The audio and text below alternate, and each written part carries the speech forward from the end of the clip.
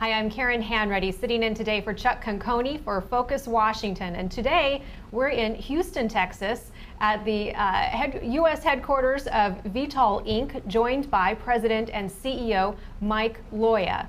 Mike is a leading expert on trading oil, and thanks for joining us today. We're happy to have you here. Tell us about Vitol and what you're doing. It's a global corporation. You run the U.S. headquarters. Tell us what you're doing. All right. Well, first, it's good to be here. But to tell you about Vitol, first, it's important to understand about the oil markets. The oil markets are global markets, and Vitol Inc. is a part of the Vitol Group. And our role is basically to supply the U.S. Its deficit products and deficit crude. So we import quite a bit of both, and occasionally export from the U.S. as well. So for us, it's to help balance the system in the U.S. And tell us some of the challenges you're facing right now in the oil industry. Well, there are many. Some are logistical in terms of just how do you move efficiently a lot of oil in a often dangerous environment. But also we have to deal with volatility. In other words, the oil prices in the past few months or the past couple of years have been very volatile. They've been changing rapidly.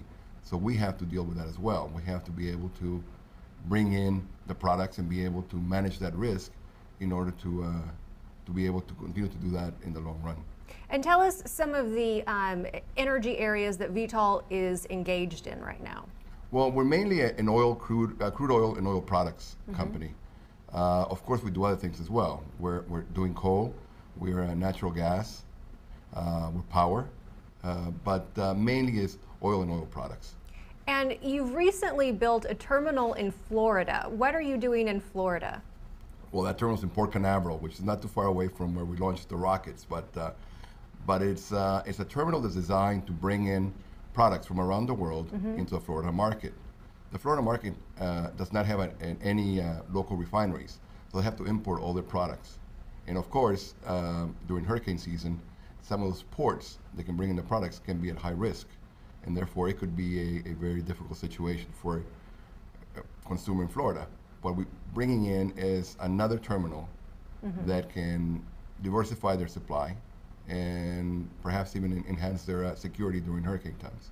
Okay, so you're in Florida, but you're also involved on the other coast, Los Angeles, LAX, big airport.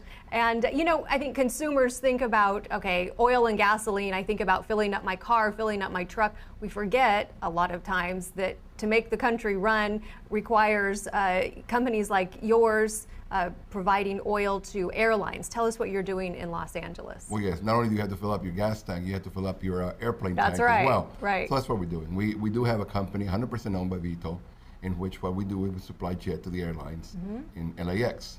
And I believe by right now we have about 20% of the market, and it's just part of what we do. And you mentioned the other coast, but in fact, Vitol, I think, is probably in every coast around the world. We are a company that basically goes from port to port, moving oil and oil products around the world. This has been fascinating. I know that Vitol is doing a lot of work around the world, here in the United States, to move oil so that we can move consumers, we can keep the economy moving. I hope you'll join us again so that we can discuss more about what Vitol Inc. is doing. Well, happy to do so anytime. Thanks a lot, Mike. I'm Karen Hanreddy for Focus Washington. Thanks for joining us.